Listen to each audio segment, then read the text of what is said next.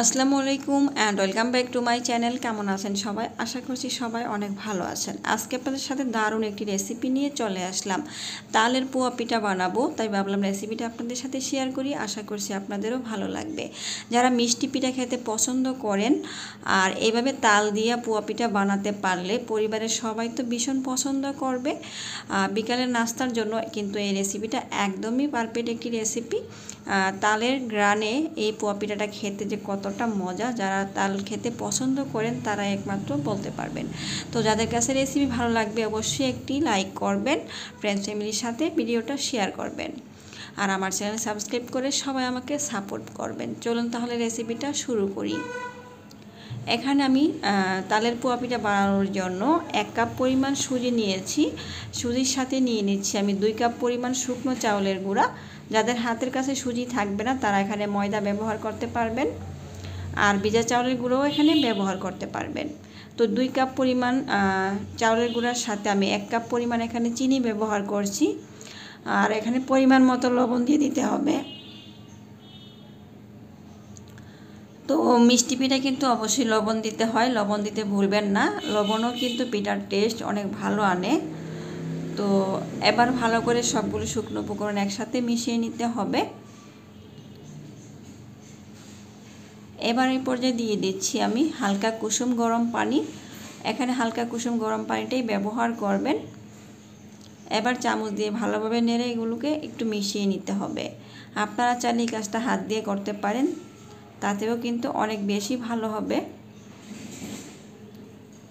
তো প্রথমে কিন্তু একবারে অনেকগুলো পানি দিয়ে দেওয়া যাবে না, এখানে অল্প অল্প করে পানি দিতে হবে আর এইভাবে মিশিয়ে নিতে হবে। তো যখন এরকম মেশানো হয়ে গিয়েছে এই পর্যায়ে আমি 1 কাপ পরিমাণ তালের রস ব্যবহার করছি।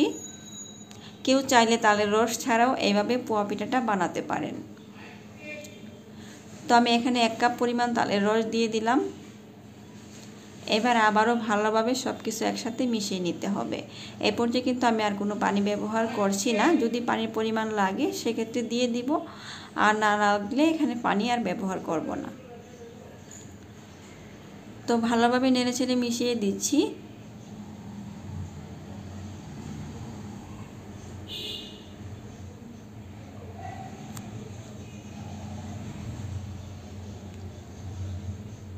তো যখন মিশানো হয়ে গিয়েছে আমার কাছে মনে হলো এটা একটু পাতলা হয়ে গিয়েছে। এই পর্যায়ে আমি সামান্য পরিমাণ আর একটু চাউলের গুঁড়া দিয়ে দিলাম। সামান্য পরিমাণ চাউলের গুঁড়া দিয়ে ভালো করে মিশিয়ে নিচ্ছি। তারপর আপনাদেরকে দেখিয়ে দিচ্ছি যে ঘনটা ঠিক এরকম থাকবে। খুব বেশি পাতলাও করা যাবে না, আবার একবারে ঘনও করা যাবে না, ঠিক এরকমই হবে। তেলের পিঠা বানানোর জন্য এই ব্যাটার কিন্তু একদমই ঠিক আছে।